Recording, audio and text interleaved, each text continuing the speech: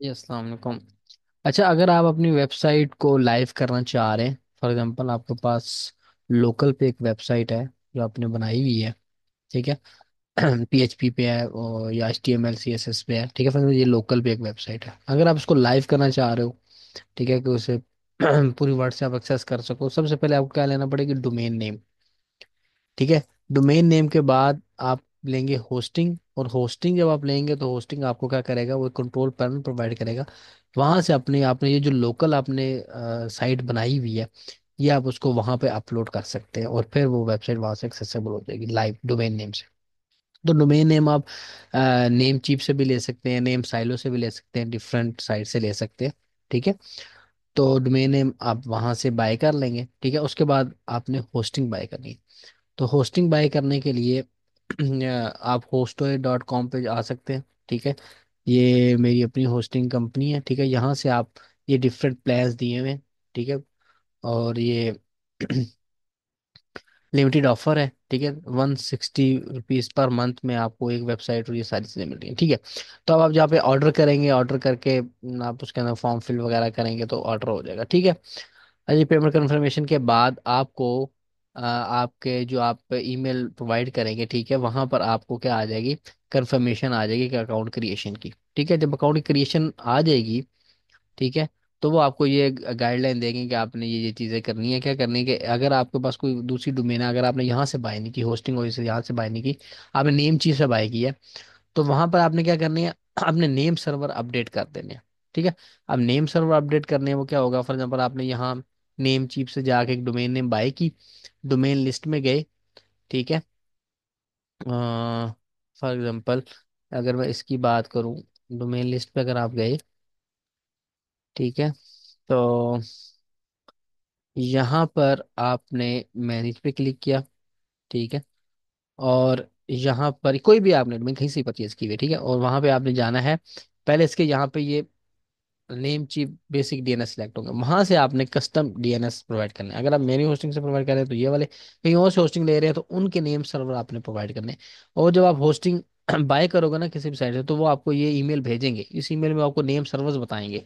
तो वो आपने क्या कर रहे हैं, वो आपने यहाँ अपडेट करके यहाँ लिख के, यहाँ पे टिक का निशान आएगा, हर डोमेन का डिफरेंट होता है, जहाँ से आप डोमेन बाय करते हो, ठीक है, वहाँ पे आपने सेव कर देना है। ये यहाँ पे अगर आप यहाँ पे अगर आप कोई चेंजिंग करोगे, ठीक है, तो यहाँ पे ये देखिए टिक का निशान है, तो आपने इस पे चेक मार्क कर देना है, ठीक है। तो ये अब नेम सर्वर जो सा है ये अपडेट हो गया। अच्छा, ये होने के बाद आपने चेक करना है कि क्या ये प्रोपोगेट हो गया, ठीक है। ये थोड़ा सा टाइम लेते हैं।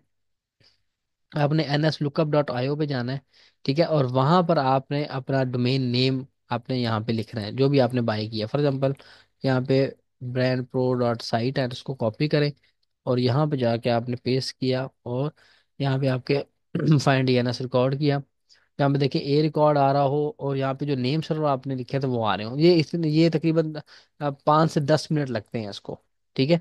5 से 10 मिनट इसको अपडेट होने में लग जाते हैं, ठीक है। तो आपने ये करने के बाद, जब डोमेन नेम अपडेट करने के बाद उसको आपने चेक करते रहना है, 10-15 मिनट 20 मिनट इसको लग जाते हैं अपडेट होने में। वैसे तो उन्होंने 24 से 48 आवर्स कहा होते हैं, लेकिन उससे पहले ही हो जाते हैं, मतलब विद इन 30 मिनट से अपडेट हो, जब ये अपडेट हो जाएंगे, ठीक है।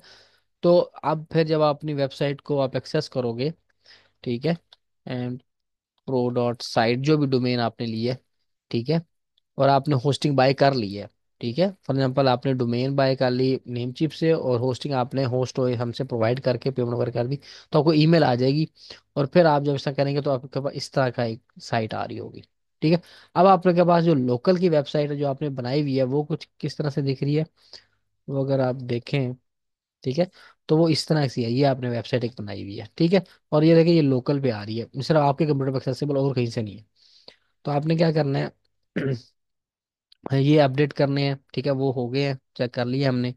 तो यहाँ पे अगर मैं आपको दिखाऊं, तो ये हमने अभी चेक कर लिया था, तो ये यहाँ पे देखें, ये भी आ गया, और नहीं, ये तकरीबन 10 से 15 मिनट 20 मिनट लगे हैं, इसको अपडेट हो गया। अपडेट होने के बाद फिर जब हमने अपने इसको वेबसाइट को एक्सेस किया है, तो यहाँ पर pro.site को एक्सेस किया है, तो यहाँ पर आपको ये देखें ये आ गया, ठीक है। ऐसे कभी कभी एसएसएल इंस्टॉल नहीं होता, यहाँ पे वार्निंग आ रही होती है, लेकिन वो ऑटोमेटिकली ठीक हो जाती है 30 मिनट्स के बाद, 40 मिनट्स के बाद, ठीक है। क्योंकि ऑटोमेटिकली एसएसएल इंस्टॉल हो जाता है। अच्छा, यहाँ पे आप देखें ये आपके पास आ रही है। अब आपने इसको करना है कि अपनी साइट कैसे अपलोड करें, किस तरह यहाँ पे कि साइट वो वाली आए। तो आपने क्या करना है, यही ईमेल जो आपने परचेज की होगी, यहाँ पे जो ईमेल की अकाउंट की कंफर्मेशन आएगी, यहीं पे आप नीचे आती सारी इंफॉर्मेशन दी हुई है। ठीक है, तो कंट्रोल पैनल आपने ओपन करना है। आप आईपी से भी कर सकते हैं, ऐसे भी कर सकते हैं, जैसे मर्जी कर। चलिए, आपने इधर क्लिक कर दिया, आईपी पे क्लिक कर दिया। अच्छा, कंटिन्यू टू साइट कर दें। और यहाँ पे ये आ गया यूजर नेम पासवर्ड, तो ये यूजर नेम और पासवर्ड आपने ये यहाँ पर ये दे देना है। ये यूजर नेम और ये पासवर्ड, ठीक है, ये बाद में चेंज कर देंगे। ठीक है, तो देखिए फिलहाल ये है, ठीक है। और यहाँ पे आपने पासवर्ड दे दिया और लॉगिन कर दिया। ठीक है, जब सी पैनल लॉगिन हो गया, अब यहाँ पर आप जाके अपनी फाइल्स को अपलोड करना है। वो कैसे करना है, यहाँ पर आप फाइल्स मैनेजर में आएंगे। यहाँ पर होगा files manager. Files manager, files manager, ठीक है। फाइल्स मैनेजर में आ गए, ठीक है। थोड़ा सा टाइम लगेगा उसको खोलने में। अच्छा, ये हो गया। अब आपने जाना है पब्लिक एचटीएमएल, डबल क्लिक करना है। और यहाँ पर आपने फाइल अपलोड करनी है। अब मसला ये है कि ये जो फाइल है ये तो है जिप फॉर्म में नहीं है, तो आपने इसको पहले ना जिप फॉर्म में कर लेना है। इसको राइट क्लिक करना है फोल्डर को, जिस फोल्डर के अंदर ये सारी फाइल्स हैं आपकी। ठीक है, ये आप इधर भी आप कर सकते हो, पर यही कर लो आप। इसी को आप करो सिलेक्ट, और इसको राइट क्लिक करके send to, sorry compress to, कोई भी नाम आप याद दे दो। ईमेल तो नहीं करनी।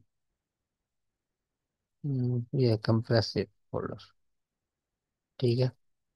तो ये होगी, कोई भी नाम, इंडेक्स डॉट जिप, चलें यही रख देते हैं, नाम कोई भी रख सकते हैं, ठीक है। अच्छा, उसके बाद आपने इसको अपलोड करना है, फाइल्स को अपलोड यहाँ से, ये अपलोड का आइकन है, इस पर क्लिक करना है। और यहाँ पे आपने सेलेक्ट फाइल्स पे जाना है, सेलेक्ट फाइल पे जाना है। डाउनलोड पे था, और हमने कहाँ पे किया हुआ था, इसके अंदर ये वाली कौन सी, ये थी जिप फाइल। इसको आपने इसको सिलेक्ट कर लेना, अब ये अपलोड हो रही है, ठीक है। तो ये देखिए अपलोड हो गया, click to back, click to HTML, इधर अब आगे। ठीक है, यहाँ पर अपलोड की थी हमने जिप फाइल, अभी ये यहाँ पे हमें शो कर देगा। तो नहीं हो रही है, यहाँ पे अपलोड की है हमने, की तो ये कितनी। हाँ जी, ये आ गया, वो थोड़ा सा क्लिक करेंगे ना रिफ्रेश होगा तो आ जाएगा। अब यहाँ पे आपने इसको राइट क्लिक करके इसको क्या कर देना है, एक्सट्रैक्ट कर देना है। और एक्सट्रैक्ट पूछना कहाँ करना है, तो पब्लिक एचटीएमएल इधर ही एक्सट्रैक्ट करना है, तो एक्सट्रैक्ट फाइल्स। तो ये सारी फाइल एक्सट्रैक्ट हो रही है, क्लोज कर देना है। देखिए फाइल एक्सट्रैक्ट होगी, इंडेक्स डॉट एचटीएमएल की फाइल यहाँ पे आ गई। अब आप जब इसको सिलेक्ट करेंगे, देखिए ब्रांड प्रो डॉट साइट, और यहाँ पे ये देखें ये सारी आपकी ये साइट यहाँ पे आ गई। देखिए ब्रांड प्रो डॉट साइट, और ये देखें ये साइट यहाँ पर अपलोड हो गई है, ठीक है। और यहाँ पे आपको इजीली एक्सेसिबल भी है, ठीक है। तो ये वर्किंग कर रही है साइट, ठीक है। तो आप डिलीट कर देता हूँ मैं, ठीक है, ताकि जब आपने करनी हो तो आप इजीली इसको कर सके। तो मैं इसको ये वाली फाइल, और मैंने अभी क्या किया हुआ है, चल एक एक करके कर लेते हैं। यहाँ पे आप इसको क्लिक करें, कंट्रोल का बटन प्रेस करें, और ये आप प्रेस करते जाए इधर, ये और ये, ठीक है। और इसको मैं कर देता हूँ यहाँ पे, ट्रैश कहाँ से कर सकते हैं हम इसको, ये डिलीट, डिलीट, और स्किप द ट्रैश। हाँ, मैं यहाँ पे स्किप ट्रैश का मतलब ट्रैश में नहीं जाएगी, मतलब रिसाइकल में नहीं जाएगी, फिर वो रिकवर नहीं हो सकती, ठीक है। तो मैं स्किप कर देता हूँ, ठीक है, कंफर्म। अब ये रिमूव हो गई है। अब अगर मैं यहाँ पे इसको एक्सेस करूँ, देखे फिर दोबारा से आ गया, ठीक है।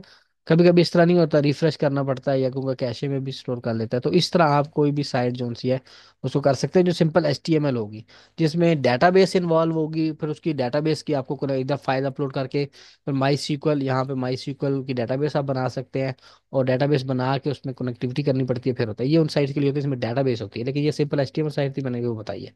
ठीक है, तो इस तरह आप कोई भी साइट जो सी है वो लाइव कर सकते हैं। ठीक है जी, बहुत शुक्रिया, अल्लाह हाफिज़।